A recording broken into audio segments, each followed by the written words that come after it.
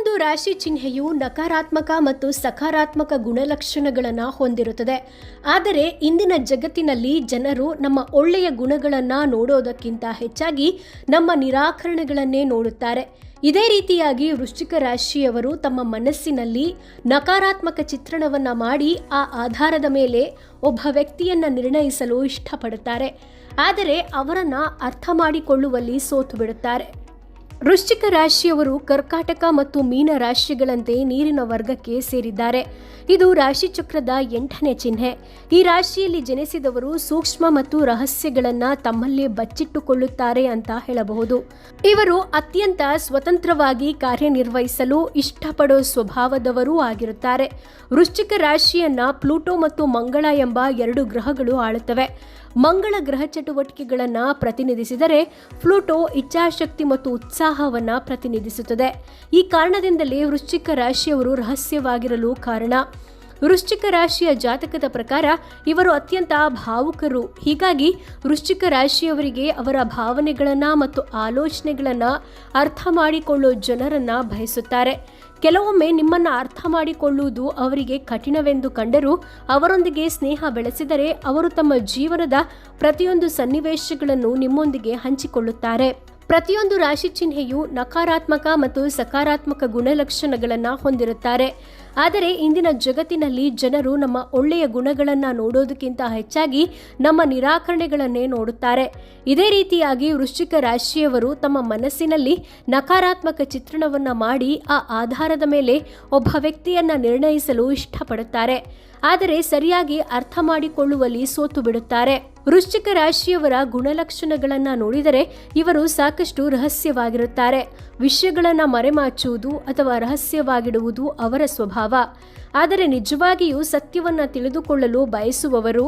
ವೃಶ್ಚಿಕ ರಾಶಿಯವರೊಂದಿಗೆ ಸ್ವಲ್ಪ ಸಮಯವನ್ನು ಕಳೆದರೆ ಅವರು ನಿಜವಾಗಿ ಅವರೇನೆಂದು ತಿಳಿಸುತ್ತಾರೆ. ವೃಶ್ಚಿಕ ರಾಶಿಯವರು ಮಾತಿನ ಮಲ್ಲರು. ಅವರು ಮಾಡೋ ನಿರ್ಧಾರಕ್ಕೆ ಬದ್ಧರಾಗಿರುತ್ತಾರೆ. ಇವರು ನಿಜವಾಗಿಯೂ ಇತರರ ವೈಯಕ್ತಿಕತೆಯನ್ನು ಗೌರವಿಸುತ್ತಾರೆ ಮತ್ತು ಇತರರಿಂದಲೂ ಅದನ್ನೇ ಬಯಸುತ್ತಾರೆ. ವೃಶ್ಚಿಕ ರಾಶಿಯವರು ನಿಮ್ಮನ್ನು ನಂಬಲು ಮತ್ತು ನಿಮ್ಮೊಂದಿಗೆ ಆತ್ಮೀಯವಾಗಿರಲು ಕೆಲವು ಸಮಯ ತೆಗೆದುಕೊಳ್ಳಬಹುದು. ಆದರೆ ಒಮ್ಮೆ ಅವರು ನಿಮ್ಮೊಂದಿಗೆ ಸ್ನೇಹಿತರಾದರೆ ಅವರು ಭಾವನೆಗಳ ತೆರೆದ ಪುಸ್ತಕದಂತೆ. ಪ್ರತಿಯೊಬ್ಬರೂ ಭಾವನೆಗಳನ್ನು ಹೊಂದಿರುತ್ತಾರೆ, ಆದರೆ ಅದು ವ್ಯಕ್ತಿಯಿಂದ ವ್ಯಕ್ತಿಗೆ ಭಿನ್ನವಾಗಿರುತ್ತದೆ.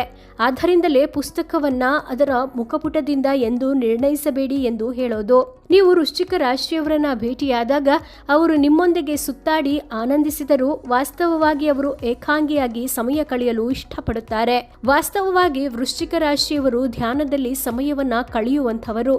ಆಧ್ಯಾತ್ಮಿಕವಾಗಿ ತಮ್ಮ ಆಂತರಿಕ ಆತ್ಮದೊಂದಿಗೆ ಸಂಪರ್ಕ ಸಾಧಿಸುವವರು. ಇವರು ಸಂಗೀತ, ಧ್ಯಾನ, ಪ್ರಾರ್ಥನೆ, ಈಜು ಅಥವಾ ನಿದ್ದೆ ಮಾಡುತ್ತಿದ್ದರೂ ತಮ್ಮ ಆಲೋಚನೆಗಳೊಂದಿಗೆ ಏಕಾಂಗಿಯಾಗಿರಲು ಅವಕಾಶವನ್ನ ಬಯಸುತ್ತಾರೆ. ವೃಶ್ಚಿಕ ರಾಶಿಯವರು ವಿಮರ್ಶಕರು ಎಂದು ಯಾರಾದರೂ ಭಾವಿಸಿದರೆ ಅದು ನಿಜಕ್ಕೂ ತಮಾಷೆಯ ಸಂಗತಿ ಎಂದೇ ಹೇಳಬಹುದು. ಯಾಕಂದ್ರೆ ಬೇರೆಯವರು ಏನಾದರೂ ತಪ್ಪು ಮಾಡುತ್ತಿದ್ದರೆ ವೃಶ್ಚಿಕ ರಾಶಿಯವರು ಖಂಡಿತವಾಗಿಯೂ ತಡೆಯುತ್ತಾರೆ. ಇದರರ್ಥ ಅವರು ಎಲ್ಲವನ್ನ ನಿರ್ಣಯಿಸುತ್ತಾರೆ ಎಂದಲ್ಲ, ಅವರು ಸಲಹೆಯನ್ನ ಮಾತ್ರ ನೀಡುತ್ತಾರೆ. ವೃಶ್ಚಿಕ ರಾಶಿ ಚೇಳಿನ ಸಂಕೇತವಾಗಿದ್ದು ಅವರು ಯಾವುದೇ ಭಯವಿಲ್ಲದೆ ಬಹಿರಂಗವಾಗಿ ಮಾತನಾಡುವುದನ್ನು ನಂಬುತ್ತಾರೆ. ನಿಸ್ಸಂದೇಹವಾಗಿ ಏನಾದರೂ ತಪ್ಪಾದಾಗ ಅವರು ಅದರ ವಿರುದ್ಧ ಮಾತನಾಡುತ್ತಾರೆ. ಇಲ್ಲಿ ಸಂಪ್ರದಾಯವಾದಿ ಎಂದರೆ ಮಿತಿಗಳು. ಹಲವರು ವೃಶ್ಚಿಕ ರಾಶಿಯವರು ಸೀಮಿತ ಚಿಂತನೆಯನ್ನ ಹೊಂದಿರುತ್ತಾರೆ ಎಂದು ಭಾವಿಸುತ್ತಾರೆ. ಆದರೆ ಇದು ಸುಳ್ಳು. ಅವರ ಸ್ವಭಾವವು ಅವರಿಗೆ ಹೆಚ್ಚು ಯೋಚಿಸಲು ಬಿಡುವುದಿಲ್ಲ ಅಷ್ಟೇ. ರಾಶಿ ಒಂದೇ ಆಗಿದ್ದರೂ ಪ್ರತಿಯೊಬ್ಬ ವ್ಯಕ್ತಿಯ ಆಲೋಚನೆಗಳು ವಿಭಿನ್ನವಾಗಿರುತ್ತದೆ. ವೃಶ್ಚಿಕ ರಾಶಿಯವರದ್ದು ತುಂಬ ಸ್ಪಷ್ಟ ಮತ್ತು ಮುಕ್ತ ಮನಸ್ಸು. ವೃಶ್ಚಿಕ ರಾಶಿಯವರು ವಿಷಯಗಳನ್ನು ತುಂಬ ಹಗುರವಾಗಿ ತೆಗೆದುಕೊಳ್ಳುತ್ತಾರೆ. ಇವರು ಸಹ ಎಲ್ಲ ಚಿಂತೆಗಳನ್ನು ಮರೆತು ಎಲ್ಲ ಗಡಿಗಳನ್ನು ದಾಟಿ ಎತ್ತರಕ್ಕೆ ಹಾರಿ ತಮ್ಮ ಜೀವನವನ್ನು ಆನಂದಿಸಲು ಬಯಸುತ್ತಾರೆ. ಆದ್ದರಿಂದ ವೃಶ್ಚಿಕ ರಾಶಿಯವರನ್ನ ಸಾಂಪ್ರದಾಯವಾದಿಗಳು ಎಂದು ನೀವು ಭಾವಿಸಿದರೆ ಅದು ತಪ್ಪು. ಅವರೊಂದಿಗೆ ಸಮಯ ಕಳೆದು ಅವರು ಏನು ಭಾವಿಸುತ್ತಾರೆ ಅನ್ನೋದನ್ನ ಅರ್ಥ ಮಾಡಿಕೊಳ್ಳಲು ಪ್ರಯತ್ನಿಸಿ. ಇದಾಯಿತು ವೃಶ್ಚಿಕ ರಾಶಿಯವರ ಕುರಿತಾದಂತಹ ಒಂದಷ್ಟು ವಿಷಯಗಳು. ಅಂದಹಾಗೆ ನೀವು ಕೂಡ ವೃಶ್ಚಿಕ ರಾಶಿಯವರ ಹೇಗನ್ನಿಸ್ತು ಕೇಳಿ ತಪ್ಪದೆ ಕಮೆಂಟ್ ಬಾಕ್ಸಲ್ಲಿ ಕಮೆಂಟ್ ಮಾಡಿ ತಿಳಿಸಿ. ವಿಡಿಯೋ ಇಷ್ಟ ಆದರೆ ಲೈಕ್ ಮಾಡಿ, ಮ್ಯಾಕ್ಸಿಮಮ್ ಶೇರ್ ಮಾಡಿ. ಧನ್ಯವಾದಗಳು.